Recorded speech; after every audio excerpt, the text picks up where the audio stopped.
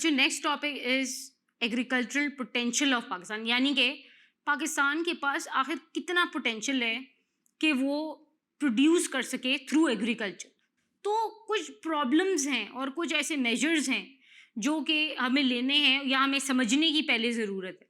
और उसके अंदर सबसे पहले हमें ये समझने की ज़रूरत है कि आपकी जो रिसोर्सेज हैं वो सब डिपेंड करते हैं लैंड के ऊपर। अब ज़रूरी नहीं है कि हर जगह ही ज़रखेज़ हो, ऐसे नहीं होता।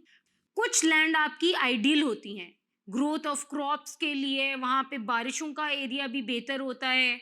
आपकी कुछ ऐसा एरिया जो फर्टाइल होता है और उसके अंदर एक्सीलेंट प्लेन्स हैं, अच्छे क्लाइमेटिक कंडीशंस हैं, वहाँ पे पानी भी मौजूद है, आपके पास नेचुरल वाटर की रिजर्व्स हैं वहाँ पर।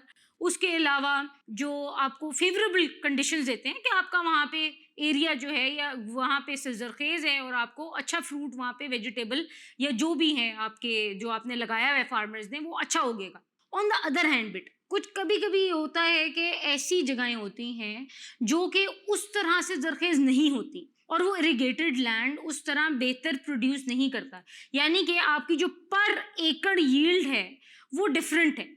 और कुछ जगहों पे आपको आर्टिफिशियल मींस थ्रू आपको वहाँ पे पानी पहुँचाना पड़ता है और वहाँ पे उतना ज़्यादा बारिश का भी नहीं होना होता। सो देर इज़ अ डिफरेंस। तो आप लोग ये मत सोचें कि सारी जगह ज़रखेज़ है और हर जगह हरियाली है, ऐसा नहीं है। बहुत सारी ऐसी जगह हैं जहाँ पे अच्छी प्रोडक्शन होती है, लेकिन बहुत ज़्यादा ऐसे एरियाज भी हैं लैंड के जहाँ पे पर एकड़ यील्ड जो है वो उस तरह नहीं होती।